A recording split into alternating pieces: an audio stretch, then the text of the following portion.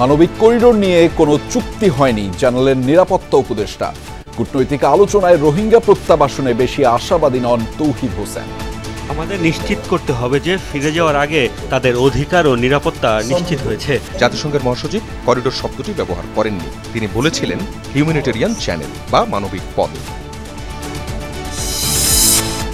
যুক্তরাজ্যে চিকিৎসা শেষে মঙ্গলবার দেশে ফিরছেন খালেদা জিয়া। উজ্জীবিত বিএনপি নেতাকর্মীরা স্বাগত জানাতে বিভিন্ন দিক নির্দেশনা। তিস্তা মহাপরিকল্পনা বাস্তবায়নের দাবিতে রংপুরে মহাসমাবেশ। ভারতের বিরুদ্ধে পানিকে মারণাস্ত্র হিসেবে ব্যবহারের অভিযোগ বক্তাদের। আমাদের কাছে কি ভারতের কোনো দেনা পাওনা নাই? অনেক অনেক কিন্তু আছে। প্রয়োজনে আমরা হিসাব কিতাব করবো, বাকাল থেকে মনে রাখবেন। মুক্ত গণমাধ্যম ছাড়া দেশে গণতন্ত্র প্রতিষ্ঠা সম্ভব নয়। সম্পাদক পরিষদের আলোচনায় অভিমত।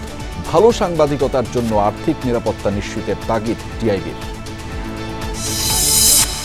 নির্বাচন সামনে রেখে দেশে বড় ধরনের সাইবার হামলার শঙ্কা বিশেষ সহকারীর। গুজব প্রতিরোধে মঙ্গলবার গণমাধ্যমের সহযোগিতা নেয়ার নির্দেশ তথ্য উপদেষ্টার। যমুনার অনুসন্ধানের পর প্রথমবারের মতো সরকারি এলপি গ্যাসের দাম সমন্বয়। সিন্ডিকেটের কারসাজি কমাতে সিলিন্ডার প্রতি ১৩৫ টাকা বাড়ালো বিইআরসি।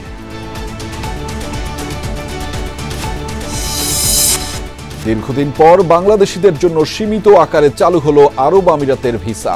প্রাথমিকভাবে দেয়া হচ্ছে ভিজিট ভিসা। শিগগিরই কেটে যাবে জটিলতা আসা সংশ্লিষ্টদের।